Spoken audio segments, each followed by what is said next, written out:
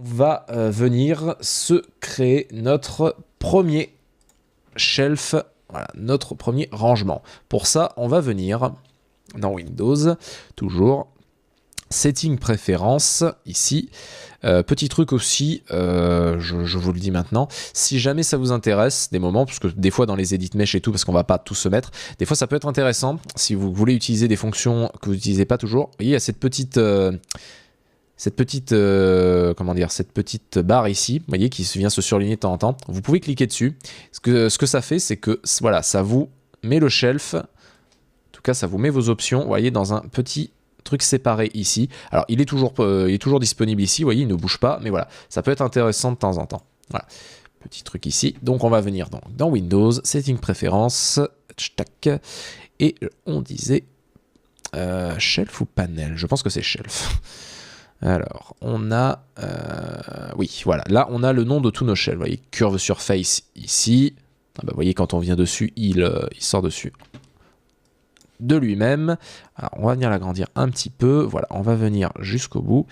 Et alors, on va venir sur Xgen, qui est le dernier ici. Et on va appuyer sur cette petite flèche ici. Enfin, voilà, cette petite icône ici avec le plus. Hop, voilà, et on va venir se créer notre propre shelf. Alors, on a l'option ici pour venir le renommer. Alors, comme d'habitude, moi, je vais mettre mon pseudonyme. Vous pouvez mettre ce que vous voulez. Je pense qu'on est bon. Alors, shelf content, je vérifie une chose. Bon, on va regarder. On va appuyer ici sur Save All Shelf. Voilà, on a le nôtre. Alors, je voulais juste vérifier en laissant la souris. Non, il n'y a rien qui nous... Ok. Ok. Voilà, donc maintenant, on a notre propre shelf, vous voyez, dans lequel on va pouvoir mettre toutes les fonctions qui nous intéressent.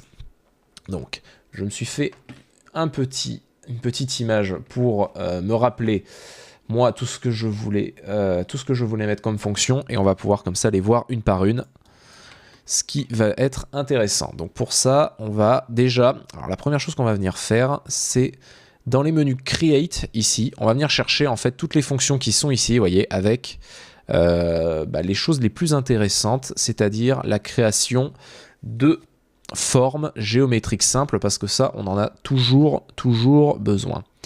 Donc on va venir créer dans, voilà, c'est les polygones primitives ici, donc create polygon primitive, et on a, voilà, c'est exactement la même chose qui se trouve ici, mais on va venir les faire glisser dans notre shelf. Donc on a sphère, cube, cylindre. Alors je vais venir, la première chose à faire, c'est d'abord voilà, venir dans le shelf correspondant, et hop, on vient appuyer sur la combinaison de touches CTRL, SHIFT, et normalement, voilà. Avec CTRL-SHIFT plus le bouton de molette, il vient directement vous mettre la fonction que vous venez qui est en surbrillance dans votre shelf. Donc dans le shelf qui est actif. Donc on va venir chercher la sphère, le cube, le cylindre, le cône, on n'en a pas forcément besoin, et le plane. Voilà. C'est largement, voilà, assez intéressant. Parfait, on a nos 4 là qui nous intéressent. Voilà, ça c'est les formes dont on va le plus se servir. Donc c'est intéressant de les avoir à proximité pour pouvoir les appeler, voilà, comme ça, d'un clic de souris sans avoir forcément à venir les chercher. Ça c'est bon. Qu'est-ce qui m'intéresse le plus? Alors on va venir un petit peu s'organiser. Hop.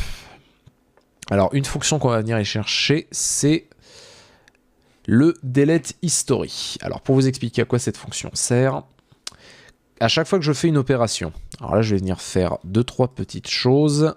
Hop, le paint ici. Ah bah, vous voyez, hop, on va venir ajouter un petit hotkey que j'ai oublié. C'est la fonction Bevel dont je me sers tout le temps aussi. Vous voyez, je l'ai oublié dans la différente. Alors j'ai encore le slide activé. Vous voyez, on voit la petite touche en bas, donc CTRL-SHIFT-Q. Oui, c'est ça. Voilà, CTRL-SHIFT-Q. Ah bah, vous voyez, petit adamantum. Donc on va venir tout simplement dans Windows Setting Préférences, Hotkeys Editor. Vous voyez, on va venir chercher du coup la fonction, donc on va la taper Bevel. Alors, normalement, c'est en... Alors, parce qu'il y a encore toujours la même option, Bevel Polygone. C'est un peu honteux de ma part. Brush shading, un peu honteux de ma part de l'avoir oublié celui-ci parce que oui, celui-là on s'en sert tout le temps. Je vérifie que c'est la bonne fonction que j'ai appelée. Si je fais CTRL B, parfait, on a notre bevel. Hop. Alors j'en profite, je vais venir vous l'expliquer tout simplement. Tac, voilà. Hop, hop, hop, hop. Bon, je vous l'ai déjà expliqué, hein, mais voilà, le bevel est extrêmement important pour nous parce que voilà, c'est ce qui vient faire ceci. Voilà. Donc CTRL B. Si je viens tout sélectionner, normalement, voilà, il fait des bevels absolument partout. Ça va être très important quand on va vouloir créer notre modé en haut poly. Mais ça, on verra ça plus tard. Donc, le CTRL B pour le bevel. Voilà, ce que je voulais vous expliquer, c'est que vite fait, comment fonctionne Maya. Maya fonctionne avec ce qu'on appelle des nodes, donc des séries de commandes. Là, par exemple, allez, je vais venir faire plein de choses, donc ne le refaites pas, c'est juste pour vous illustrer la chose. Voilà, on va faire ça, on va faire des extrudes, on va faire du déplacement, je sais pas s'il va le prendre en compte, non. Bon, on va venir faire toute une série d'opérations un petit peu aléatoires. C'est vraiment pour vous expliquer un petit peu une chose très intéressante. Voilà, on va faire un CTRL B, voilà. Bon, j'ai fait toute une série d'opérations qui donne une magnifique... magnifique œuvre baroque. Bref, chaque opération là que je viens de faire est stockée dans un historique propre à notre objet. Quand on fait des CTRL Z, vous savez, on peut revenir. C'est parce que toutes les opérations qu'on fait sont stockées dans notre soft. Hein. Et bien, chaque objet a lui aussi un historique personnel. Que l'on peut venir, en plus, un petit peu trifouiller. Vous voyez, par exemple, la dernière opération que j'ai fait, là, c'était un petit bevel ici. Ce qui est intéressant, c'est ce qui fait aussi une force de Maya, c'est qu'on peut venir ici, vous voyez, dans son historique personnel, donc avec le Channel Box Layer Editor. C'est vrai que j'ai pas forcément parlé de tout ça, mais bon, comme j'ai dit, on va essayer de s'axer sur les essentiels. On verra ça au fur et à mesure. Donc, là-dessus, vous voyez, on a la dernière opération que j'ai fait avec tout ce qu'on a utilisé. Par exemple, si je reviens sur le bevel ici, vous voyez, si je touche par exemple la fraction et que je viens la déplacer donc avec la touche milieu de ma souris, voilà. Vous voyez, on peut du coup revenir sur cette opération-là et venir encore une fois changer ses attributs. L'offset aussi, bon, ça change pas grand-chose. Les segments, voilà, vous voyez. Juste avec la molette, on peut y revenir. Et ça marche aussi pour les opérations qu'on a fait précédemment. Par exemple, si je reviens sur mon extrusion, même chose. Alors, il y a tout un tas de choses que l'on peut venir bouger. Voilà, la chose dont on se sert beaucoup, ben, comme on l'avait vu, c'était le Translate en Z. Et vous voyez, on peut venir ici, la bouger. Voilà. Alors, je vais pouvoir, ça me permet aussi, reviens. Ah zut, je suis en train de l'envoyer dans la mauvaise direction. Ça me permet aussi, voilà, de faire une petite chose, de voir aussi une petite chose avec vous.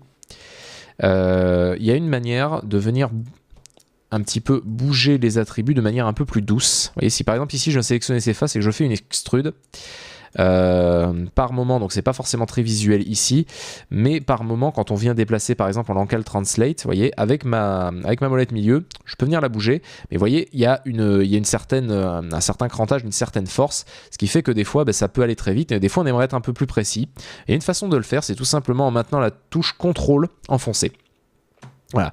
Bon là, on a le moins d'activer, mais vous voyez, si je viens faire exactement la même opération, vous voyez, il vient le bouger que de 0,01, cette valeur. Non, je voulais pas activer ça. Non. Remettons en Local Translate, s'il te plaît. Ah, voilà. On revient en fait mettre cette fonction surbrillance. Voilà. Si j'appuie sur CTRL, vous voyez, il vient un petit peu plus la bouger. Si je n'appuie pas sur CTRL, il ne la bouge que de 0,1. Voilà. Et si j'appuie sur Shift, par contre, il vient l'activer voilà, que de 1 en 1. Donc là, voilà, ça donne justement un truc assez aberrant.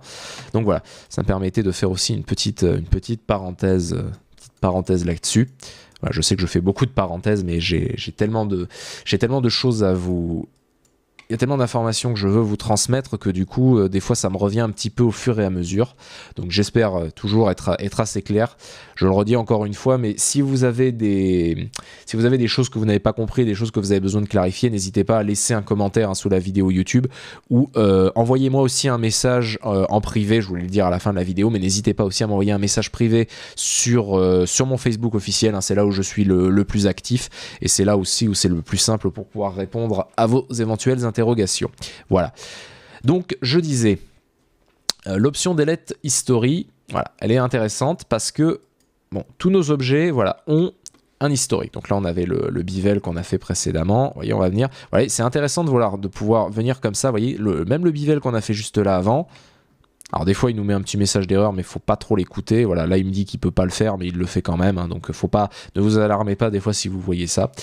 Bon, il faut faire attention quand même parce que là vous voyez si je repars là-dessus alors qu'on a un extrude la part dessus, bon bah voilà, ça génère des trucs un petit peu aberrants, donc c'est puissant mais voilà, il faut pas en abuser. Là encore c'est pas trop flagrant, vous voyez par exemple si je pousse un peu trop mon bivel, bah là le bivel fait au-dessus de là, bah, il sait plus quoi faire, donc c'est une fonction, c'est intéressant de pouvoir revenir sur nos opérations précédentes pour pouvoir bouger tel ou tel truc, mais voilà, utilisez-le si vous, plus tard dans vos projets perso, utilisez-le avec beaucoup de modération parce que si des fois vous vous retrouvez avec des géométries complètement aberrantes, ça peut être parce que justement on est venu un peu trop trifouiller dans cette hiérarchie et du coup ça ne lui plaît pas. Alors, du coup, cette hiérarchie là, toutes ces opérations, c'est bien de les avoir, le seul problème c'est que plus on a d'objets, plus on a d'opérations comme ça et plus votre dossier va être lourd. Donc à terme, ça peut faire, bon déjà que vous allez avoir des projets, quand vous allez les sauvegarder, vos dossiers vont peser un petit peu 1 tonne et surtout, ça peut venir si on a vraiment beaucoup d'opérations. Alors il faut vraiment quand même en avoir un très grand nombre pour que ça commence à faire effet, mais ça peut venir faire tout simplement ramer votre projet.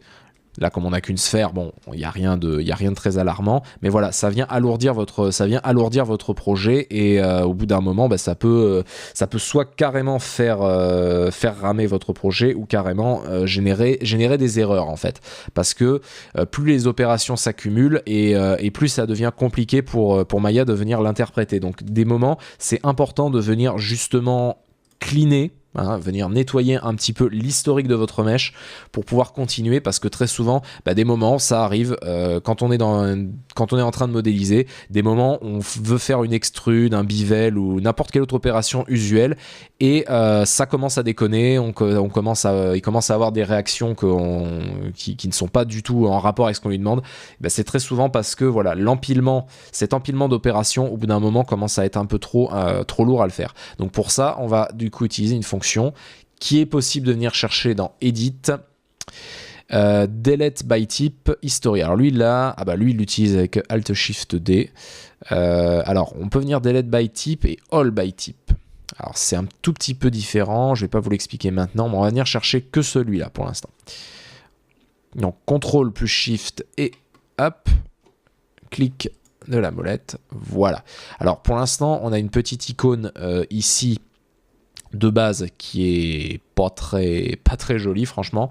Ce qu'on va faire c'est qu'on va venir personnaliser après nos icônes avec un fichier que je vais mettre à disposition qui sera disponible en description de la vidéo, un dossier ressources, voilà, qui va contenir tout un tas de choses, notamment des scripts personnalisés qu'on va venir utiliser et aussi des icônes personnalisées que j'ai créées moi-même pour créer quelque chose d'un petit peu plus visuel, d'un petit peu plus joli plutôt que ces icônes qui sont pas vraiment très sympas.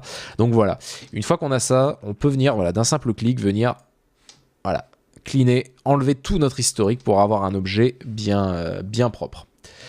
Une autre fonction qu'on va venir du coup utiliser, c'est la fonction Center Pivot. Alors, pour vous l'expliquer à quoi elle sert, vous voyez, le pivot de notre objet, c'est ça. Donc c'est un objet qui est mis sur la moyenne. Alors, je vais juste venir, je recréer une sphère plus clean parce que cette espèce d'aberration de la nature que j'ai créée me perturbait un petit peu. On peut venir, vous voyez, ce pivot ici, donc par défaut, il est calculé par rapport au centre de notre objet, mais ça peut être intéressant, surtout une fois qu'on a beaucoup bougé notre objet. Vous voyez, par exemple, si je viens voilà, faire un truc comme ça, voilà, je crée une espèce de capsule. Voilà, notre pivot, vous voyez, n'est plus du tout centré par rapport à notre objet. Donc ça peut être un petit peu, quand on commence à avoir des gros assets, ça peut être un petit peu encombrant, vous voyez, si le pivot est par ici, de venir le chercher. Donc il y a une option très simple qui se situe donc dans, non ce n'est pas dans Edit, normalement c'est dans Modify. Voilà, ici, pivot, Center Pivot. Et en cliquant, voilà, il refait la moyenne de votre géométrie et il vient placer votre pivot en son centre. Donc ça c'est pareil, c'est une option dont je me sers beaucoup. Donc Modify, Center Pivot, hop, ici. Alors ce qu'on peut faire dans notre shelf, on va venir les modifier en faisant un clic molette. Voilà, vous voyez cette petite option là qui fait qu'on peut venir déplacer notre objet. Voilà. On vient les placer au fur et à mesure. Une autre fonction, j'en profite pour vous parler également de ce pivot, tant que j'y suis. On peut venir déplacer ce pivot en fonction de ce qui nous intéresse. Par exemple, imaginons, j'aimerais bien pouvoir bouger ma sphère depuis son sommet. Voilà, parce que, admettons, elle est très bien là où elle est, j'aimerais bien pouvoir la bouger, mais sans forcément, vous voyez, la bouger que par rapport du bas, qu'elle ne bouge pas, voilà, là-dessus. C'est très simple. Pour ça, on a une fonction qui est la touche insert. Voilà, quand j'appuie dessus, vous voyez, mon gizmo est légèrement modifié, et on peut venir le déplacer. Voilà, comme ceci. Comme ceci, voilà. Avec des gizmos tout à fait normaux. Alors la rotation, je vous recommande, je fais un CTRL-Z. En général, on évite de bouger la rotation de notre gizmo parce que sinon après, pour venir déplacer notre objet, ça devient un petit peu problématique. Une chose du coup qui me permet aussi de vous parler, voilà, on va prendre cette option-là et on va appuyer sur la touche, on va laisser appuyer sur la touche V. Je vérifie que ça marche bien. Vous voyez là, mon gizmo passe de carré et là, on a un petit rond. Ça veut dire qu'on vient activer une contrainte qui est activable ici aussi, je vous le montre, qui vient en fait se snapper par rapport à nos vertex. Vous voyez, ah bah voilà, un simple clic a suffi à le faire bouger. Et là, vous voyez, il vient donc se snapper ici par rapport à nos vertex. Donc, si on veut se mettre, admettons, sur le centre, voilà, sur la base de notre sphère, voilà, on vient ici. Après, vous pouvez réappuyer sur la touche insert. Là, je réappuie pour vous montrer, ou appeler une autre fonction. Dès que vous allez appeler une autre fonction, puis par exemple sur R, comme on disait pour faire notre scale, voilà. Il vient le recharger et on sort du mode édition de pivot. C'est important de le faire, voilà, pour ne pas se planter. Du coup, hop, voilà, on peut venir bouger notre sphère. Comme on l'entendait au début, voilà, uniquement que par rapport à cet axe. Donc c'est bien d'avoir notre center pivot justement parce que dès qu'on l'a fait, j'en profite pour vous parler aussi d'une autre fonction de snapping, on a vu V, il y a également la touche X de votre clavier quand vous êtes en mode mouvement, surtout en move, qui permet de venir se snapper par rapport à notre grille. Voyez, là je vais appuyer sur X, j'appuie là-dessus, on vient légèrement la bouger vers le haut, voilà, et là, vous voyez, on est snappé par rapport à la grille, voilà, et on peut venir la déplacer, par exemple si je viens la bouger ici, voilà, on peut la snapper par rapport à notre grille, c'est assez important à savoir si on veut rester précis. Vous voyez là par exemple, on est au niveau du sol de notre scène, donc voilà, c'est intéressant d'avoir ça si on veut pouvoir bouger notre sphère. Voilà, et dès que je suis content et que je veux revenir à quelque chose qui m'intéresse, voilà, on vient faire le center pivot. Voilà, on vient se placer là-dessus. Ok. Maintenant, on va venir chercher une autre fonction qui est la fonction freeze transform. Les transforms, en fait, c'est toutes ces petites valeurs numériques. Voilà, quand on vient faire un rotate aussi, admettons. Voilà, vous voyez, on a toutes ces valeurs comme d'habitude qu'on peut venir bouger avec la molette du milieu de notre souris. Je ne sais plus si je vous en avais parlé, donc dans le doute, je préfère revenir plusieurs fois, quitte à me répéter, mais qu'au moins ce soit le plus clair possible. Voilà. Si admettons, on est content de ce qu'on veut, c'est important de pouvoir justement réinitialiser tout ça et le mettre à 1. Alors je vais éviter, je vais juste venir ici mettre ça à 0 pour mon rotate. Pour une chose, tout simplement, que je vais vous expliquer, je vais venir donner un scale assez important, voilà, à ma sphère. On va venir chercher quelque chose d'assez important. Voilà. C'est pour éviter un problème qui est apparu dans les dernières versions de Maya. Je ne sais pas si ça va le faire maintenant. Bien par ici, mais... ah non, il ne le fait pas. Alors... si je viens faire une extrude... non, c'est pas très visible. Mais bon, écoutez, on verra ça peut-être que pendant l'exercice pratique, ça arrivera. Je reviens un petit peu en arrière. Voilà, touche F pour me recentrer. Ça peut être quand même très intéressant, notamment lorsque l'on clean en fait notre mesh, qu'on veut éviter d'avoir des problèmes. Parce que des fois, le fait d'avoir des gros meshs, vous voyez, avec des grosses valeurs de scale, donc là ça l'a pas fait, mais ça peut arriver. Ce qui peut arriver, une erreur souvent, c'est que quand on fait ensuite un scale ou d'autres opérations, il peut arriver que vos meshs se déplacent, que vos composants se déplacent de manière très très lente, ou qu'il y ait des petits soucis. Des fois, voilà, quand on a des valeurs de scale un peu trop importantes, ça peut générer des problèmes dans Maya, donc c'est important de venir tout resetter à 1. Donc là, imaginons je rebouge ma sphère, voilà, je fais des petites opérations, mais ça me plaît, voilà, je veux resetter tout ça à 0 parce qu'elle est parfaite comme elle est. Du coup, on va venir aussi dans l'onglet Modify, qui est ici. Voilà, Freeze Transformation. Alors, il y a la petite boîte de dialogue aussi, voilà. On peut venir voilà, lui dire ce que l'on veut freeze, donc les valeurs de translate, les valeurs de rotate ou de scale. Joint orient, on va pas s'en servir. Les lock normal, non, ça, on va le garder tel quel. Donc, un petit close, et on va venir également le mettre. Donc, freeze transformation, Ctrl-Shift, bouton du milieu, voilà. On va venir faire ça, et on va venir le caler ici. Voilà, et si je viens donc appuyer là, freeze transformation, voilà, vous voyez, il remet absolument tout à zéro et notamment notre pivot. Ça, c'est très important d'avoir ces trois fonctions. En fait, c'est surtout ça que je voulais vous montrer. Ces trois fonctions sont extrêmement importantes parce que quand on va vouloir avoir un mesh, donc un mesh, hein, c'est ça, hein, c'est un objet en fait en 3D. Quand on veut avoir un mesh clean, vraiment clean à 100% pour pouvoir par exemple l'exporter, hein, plus tard on va l'exporter vers un autre logiciel, on va exporter vers Substance Painter pour créer nos textures, et même quand vous voulez de toute façon l'importer dans un autre soft, ou même le passer à quelqu'un qui parfois peut avoir une autre version de Maya, ou d'avoir voilà, ou qui va parfois le remettre, parce que des fois on peut aussi exporter, hein, il y a un format qui existe qui est le format OBJ, voire FBX, que à peu près tous les softs de 3D comprennent. Donc ça permet comme ça de le passer, si vous voulez le passer à un ami qui fait qui utilise un autre soft. Voilà, le format OBJ FBX est important, mais c'est important d'avoir des meshs comme ça, d'avoir des meshs qui sont complètement clean, qui n'ont plus d'historique et qui sont totalement totalement setés par défaut entre guillemets pour pas avoir d'erreur. Donc très souvent, vous allez le voir pendant l'exercice pratique, ça m'arrive très souvent de faire un clean-up total en faisant ces trois fonctions là à la suite: delete historique, freeze transform et center pivot. Voilà.